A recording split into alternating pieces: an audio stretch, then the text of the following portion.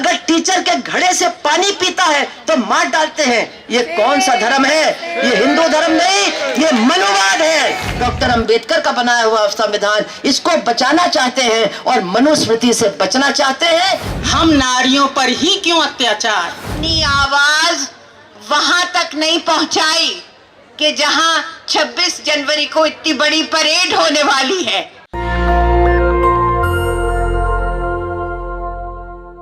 कि कौन सा हिंदू धर्म वो स्वीकार करवाना चाहते हैं, कौन सा हिंदू धर्म वो स्वीकार करवाना चाहते हैं।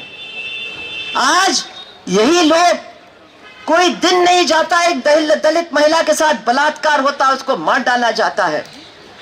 और जो मारने वाले हैं, जो बलात्कार करने वाले हैं, उनको सरकार पूरा संरक्षण देती है। ये हिंदू धर्म है।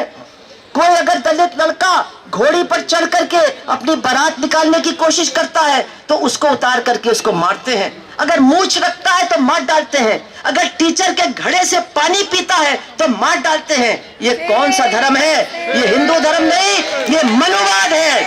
ये मनुवादी लोग हैं जो मनुवाद का प्रचार करके तमाम जो हिंदुस्तान के, हमारे देश के गरीब हैं, चाहे वो हिंदू हो, मुस्लिम हो, ईसाई हो, उनको गरीब से गरीबतम बनाना चाहते हैं, सबकी नौकरियां लेना चाहते हैं और एक मनुवादी व्यवस्था इस पूरे देश के ऊपर जबरदस्ती लादना चाहते हैं।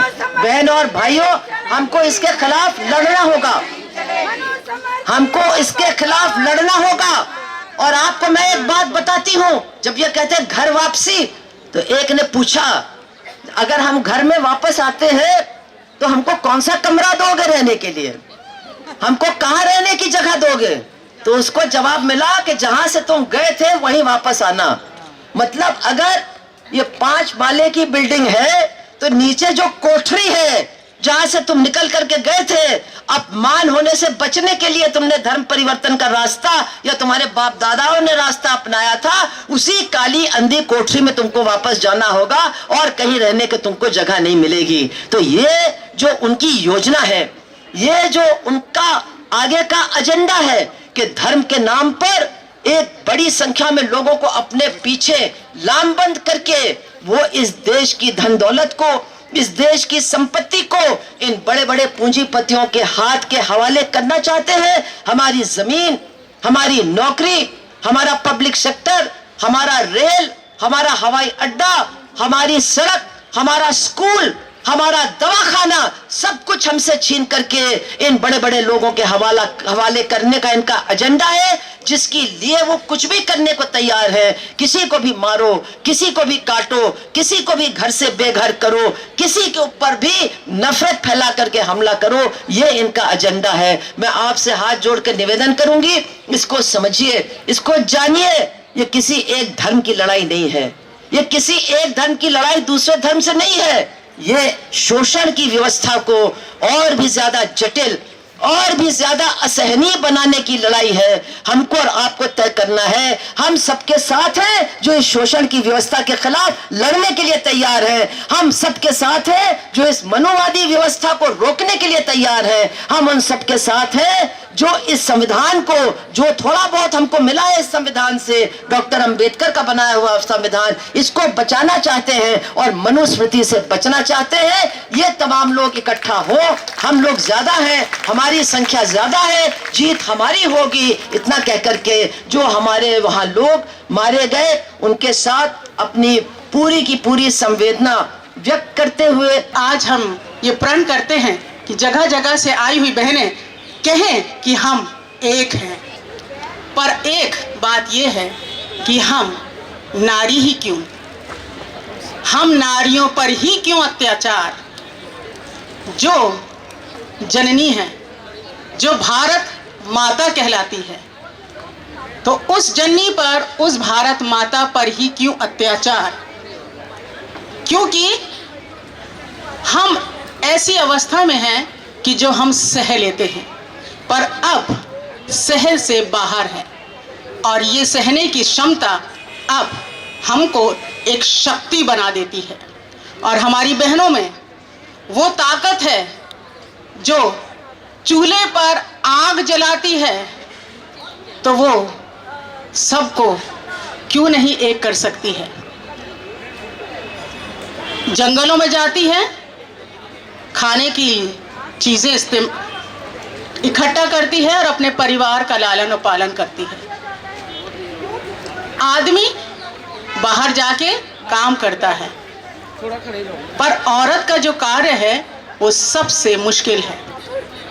किसी एक भाई से मैंने ऐसे ही पूछा कि भाई आपकी वाइफ क्या करती हैं, तो कह लिया हाउस वाइफ है।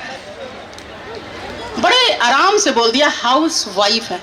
मैंने कहा आपने कभी सोचा इस बात को कि हाउस वाइफ कहना कितना बहुत मुश्किल काम है? कि नहीं, वो तो घर में सारा काम करती है, औरत ही क्यों। और आज भी इसी मुद्दे पर बहुत सारी मेरी बहनों ने, मेरे भाइयों ने इस बात को उठाया कि औरतों के बीच में ही ये सब बातें क्यों, उनका ही सताव क्यों। तो हमारी सरकार से विनती है हाथ जोड़कर, क्योंकि हमारा धर्म यही कहलाता है कि प्रेम से जीत लो। और आज हम सब बहनें और जहां आए हुए हर एक भाई बहन से यही हाथ जोड़कर विनती है कि इस मुहिम पर अपना साथ दें और एक साथ जुड़ जाएं। मैंने national commission of women right, राष्ट्रीय महिला आयोग में जब बैठी, आप लोग सब छोटे छोटे थे, तो उस समय भी छत्तीसगढ़ जाके और वहां के हालात देखे थे। उसके बाद आप फिर भी छोटे छोटे थे जब मैं प्लानिंग कमीशन यानी योजना आयोग में थी, जिसका नाम अब बदल गया है, नीति आयोग हो गया है। वहां भी छत्तीसगढ़ में जाके और वहां जो अत्याचार हो रहे थे देखी थी, उसकी रिपोर्टें लिखी थी। सरकार, प्रधानमंत्री हमारे संपर्क में रहते थे, वो हमारे चेयर थे। सारी बातें आप लोगों की जो कुछ बुजुर्ग हैं और आप लोगों की जो बड़ी बहनें, उनके जबान से सुनी हुई बातें, उनकी नजरों से देखी हुई चीजों को रिपोर्ट में लिखा था। आप यहाँ इस वक्त बैठे हैं, मुझे दिल को मेरे इतना अच्छा लग रहा है कि इतने लोग छत्तीसगढ़ की आदिवासी महिलाओं के लिए आवाज उठाने को आप लोग यहाँ आज इस वक्त उपस्थित हैं। तो सबसे पहले जिंदाबाद, जिंदाबाद। आप सबकी स्ट्रेंथ को, आपकी एस्पिरेशंस को, आपकी हिम्मत के लिए फिर से जिंदाबाद, जिंदाबाद। मैंने अपने आप को एक मुस्लिम महिला के नजर से नहीं देखा।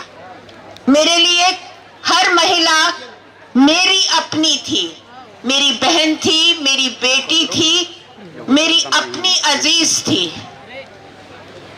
अब मैं यहाँ आपके सामने ये कहना चाहती हूँ कि पूरा जो मुसलमान लोग हैं, चाहे आप उनको किसी भी नजर से देखें, मगर इस वक्त पूरा मुस्लिम समाज आपके साथ है, मुस्लिम महिलाएं आपके साथ हैं, क्योंकि जुल्म सब पे हो रहा है।